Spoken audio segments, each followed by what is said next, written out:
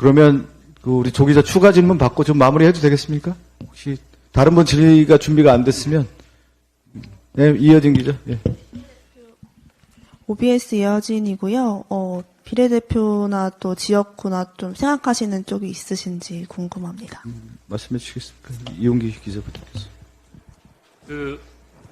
어떤 공천 문제는 당원 당규와 그리고 또 민주당이 시스템 공천을 하기 때문에 거기 따라서 하면 될 것 같습니다. 그리고 이제 저는 다만 인천에 저희 집안이 한 500년 정도 살았습니다. 그래서 인천 지역에 가는 게 좀 희망사항인데 그거는 당원 당규와 시스템 공천에 따르겠습니다. 노정면 앵커도 좀. 저도 지금 이제 입당하는 마당이고, 그리고 당에 분명한 시스템이 존재하기 때문에 그걸 넘어서는 제 의견을 말할 상황은 아닌 것 같고요. 다만 저의 희망사항을 말할 수 있는 자리라고 전제한다면, 저 역시 인천에서 나고 자란 사람입니다. 한 40여 년 이렇게 살았는데, 허락이 된다면 인천에서 정치 인생을 펼쳐보고 싶다, 이런 생각은 갖고 있습니다. 다음 질문을 좀 받아볼까요? 없으면 우리 조현호 기자의 추가 질문 받고 오늘 인재 영입식을 좀 마치도록 하겠습니다. 노정면 앵커님의 그 말씀에서 이제 시기가, 물론 시기라는 어떤 형식이 중요하기도 하지만 본질적으로 시기의 문제는 아니라고 생각을 하거든요. 시기의 문제가 아니라 그동안 싸웠고 목소리를 내왔던 사실 본질적인 목소리가 언론인의 그 권력행과 권력의 또다시 언론을 장악하려는 그런 순환 구조에 대해서 그걸 단절하고 그 권력과로부터 그 독립성을 유지해야 된다는 그런 가치가 있기 때문에 그걸 비판해왔다고 저는 생각을 하는데요.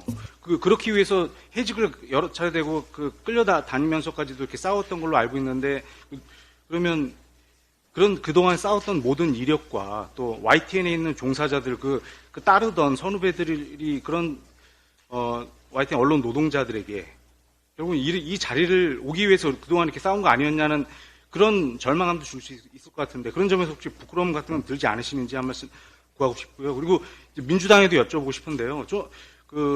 이런 어떤 비판이나 문제 제기는 매번 있어 왔는데 매번 반복되는 것 같은데, 이런 우려를 모를 리 없을 테고, 또 최근 바로 그저께 당 부대변인이 TV조선의 조 기자 질의를 좀 다 간축하게 해주십시오. 네, 질의가 앵커의 국민의힘 행에 대해서 권력을 탐하는 나쁘끄러운 행태라고 비판을 했거든요.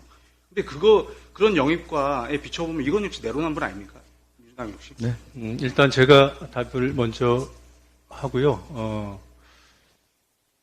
부끄럽냐고 물어보셨는데, 부끄럽지 않습니다. 부끄러웠으면 이 자리에 못 왔을 것 같고요.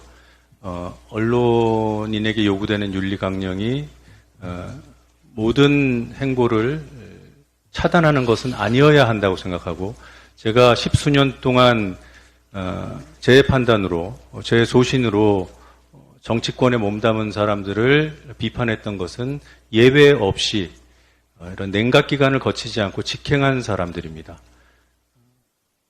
그 당시에도 비판할 때 늘 그랬어요. 언론 윤리로서 요구되는 그 기준을 충족하고 가는 것은 누구도 뭐라 할 수 없다. 그것을 뭐라 한다면 직업 선택의 자유라는 기본권을 제약하는 것이다. 언론인 출신 정치인이 불가능하다면 우리가 알고 있는 여러 정치인들을 부인해야 합니다. 저는 그런 문제의식에는 동의는 할 수 없고요. 다만 그럼에도 불구하고 그 당시에 싸울 때의 정체성과 지금의 정체성에 대해서 의문을 갖는다면 제 100말이 무효인 것 같고요. 앞으로 제가 하는 여러 가지 행동들, 발언들, 이걸 통해서 평가를 받을 수밖에 없지 않을까. TV조선 신동욱 앵커 사례나 여타 비슷한 직행 사례와 제 사례가 유사하다. 글쎄요, 그런 평가에 동의하기 어렵습니다. 네. 네. 그럼 마지막 마지막 질문 하나만 더 받고 마무리하겠습니다. 매일경제 유지혜 기자. 예. 네, 안녕하세요. 매일경제 미지혜 기자입니다. 저도 노종면 앵커님께 여쭤보고 싶은데, 이제, 스픽스 TV에도 있으셨지만, 최근에는 뭐, 유튜브 방송 같은 경우에도 뭐, 혐오 발언이나 이런 것들로 좀 문제가 되고 있잖아요. 혹시 뭐, 유튜브 방송에 대한 뭐, 제재 방안이나 이런 것도 생각하신 게 있으신지 궁금하고요. 그 다음에, 뭐 사실 최근에 뭐, 민주당에서 뭐, 수박 발언이나 뭐 이런 발언들이 유튜브에 나와서 논란이 되기도 했었는데 이런 부분에 대해서는 어떻게 보고 계신지도 궁금합니다. 저는 언론 보도로 인한 개인에 대한 안 좋은 영향, 또 사회에 대한 피해, 굉장히 심각한 민주주의에 대한 해악이라고 생각하고 있고요. 그것을 우리 사회가 규제해야 한다는 데는 이론의 여지가 없다 이렇게 판단을 하지만 이 규제, 제재의 그 영역을 저는 둘로 나눠야 된다고 생각합니다. 대상을. 하나는 소위 말하는 악의적인 오보. 문제임을 알고도 사실관계를 왜곡해서 하는 보도들이 물론 현장에서는 다른 뭐 반론이 있을지 모르겠지만 제 경험으로는 상당한 수준에 이르고 있다. 그것들을 규제하는 것은 시장 자율에 맡겨둘 수 없고 법으로 규제해야 한다는 소신을 갖고 있고요. 다만 지금 말씀하신 어떤 혐오 발언, 이 혐오의 평가는 주관적일 수밖에 없잖아요. 그리고 또 언론이 쏟아내는 여러 가지 보도 가운데 저는 이제 부실한 보도라고 표현을 하는데 의도하지 않았지만 기사가 잘못되는 경우들이 있지 않습니까? 그런 부분들은 시장에 의해서 제재될 수 있도록 그런 제도를 만들어야 된다. 시장이 제재할 수 있는 제도는 법률화할 수 있지만 그런 보도까지 법으로 규제할 수는 없다는 게 제 소신입니다. 물론 이거는 이제 제 개인적인 소신이고요.